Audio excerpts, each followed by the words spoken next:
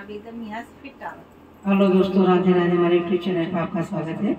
बन्नी के बहुत ही प्यारा गीत गाने जा रहे हैं। अच्छा लगे तो लाइक और सब्सक्राइब कीजिए और कमेंट में लिख के जरूर बताइए।